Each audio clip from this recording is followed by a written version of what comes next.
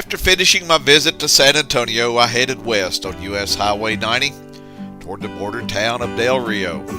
But on the way, I made a quick stop in the town of Uvalde, Texas, to visit the final resting place of John Nance Gardner.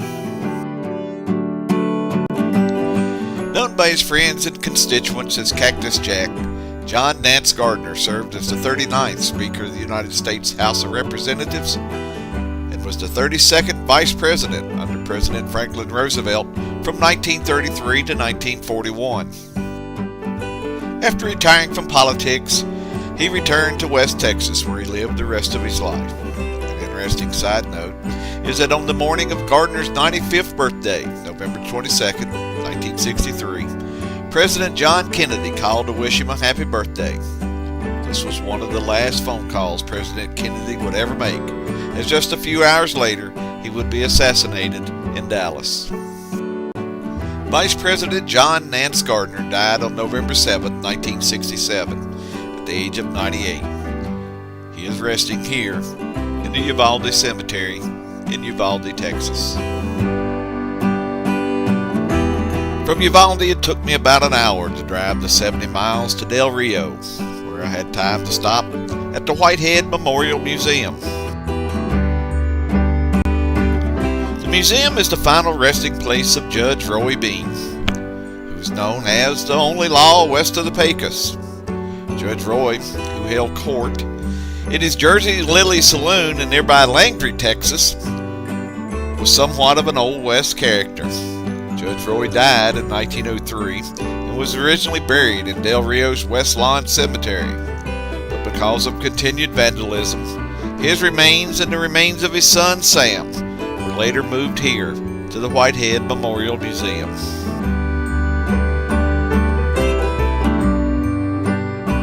The museum also features a replica of the Jersey Lilly Saloon and a number of other exhibits documenting the history of the area, including one on the Seminole Indian Scouts and another on Dr. Brinkley's border radio station. It also features a number of vintage vehicles that relates to the history of Val Verde County.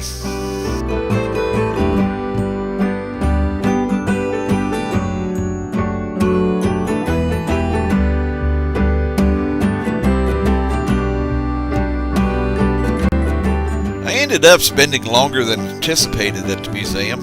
By the time I finished my tour, it was really late in the afternoon. So I decided to spend my night in Del Rio and continue my journey the next day.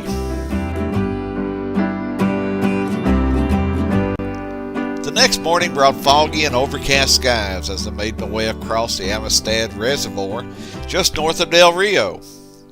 About an hour later, I come to the Pecos River rest area, which affords you a grand view of the Highway 90 bridge that spans the Pecos River and the Pecos River Canyon. The original Pecos River Highway Bridge was built in 1923, but it was destroyed by floodwaters in 1954. The current bridge opened in 1957 and is 1,310 feet long and stands 207 feet above the Pecos River.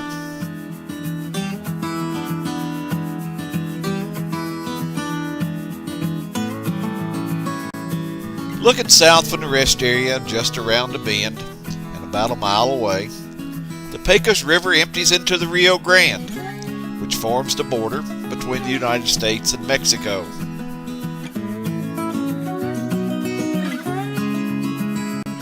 There are several spots at the rest area that not only give you a wonderful view of the bridge, but also of the Pecos River Canyon and the West Texas landscape.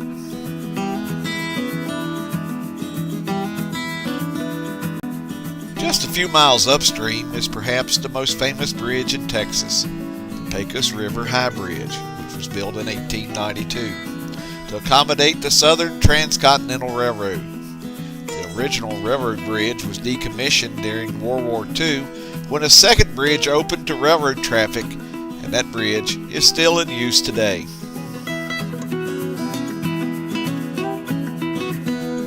I made my way across the Pecos River Bridge and continued northwest on Highway 90. As I clicked off the miles, I enjoyed my drive and the peaceful beauty of the barren West Texas landscape.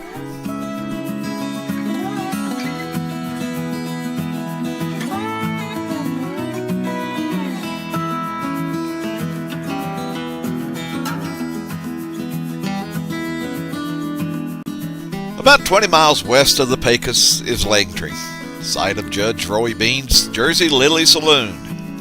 There's a very nice welcome center here that is managed by the state of Texas. And inside the welcome center, you'll find a very helpful staff and a few artifacts that belong to Judge Roy, including his hand-carved walking stick. Just a short walk out the back door of the welcome center, you'll find the original Jersey Lilly. It was here that Judge Roy Bean operated a saloon, pool hall, and served up Old West justice as the only law west of the Pecos. Langtree was established in 1882 by the Southern Pacific Railroad, and most people think the community was named after British actress Lilly Langtry, but it was actually named after George Langtry, who was the foreman of the railroad camp. Judge Roy arrived in the area shortly after the railroad was completed and opened a tent saloon, which was soon replaced by the wooden structure that he named the Jersey Lilly, after the actress Lilly Langtry, who he was infatuated with. Soon after arriving in Langtree, Judge Roy was appointed the Justice of the Peace and began holding court in the Jersey Lilly. He called himself the Law West of the Pecos. He soon became an Old West legend for the way he ran his court. Judge Roy did not allow hung juries or appeals, and his jurors were selected from customers who were expected to buy drinks during recess. Judge Roy never met the love of his life, Miss Lilly Langtry, and he died here at the Jersey Lilly on March 16, 1903. Just a few months after his death, Miss Lilly visited the saloon that bore her name. Today, the Jersey Lilly is maintained as a historical site by the state of Texas. There's no charge to visit the saloon or the surrounding cactus gardens. So as you travel between Alpine and Del Rio, stop in and visit the only law west of the Pecos.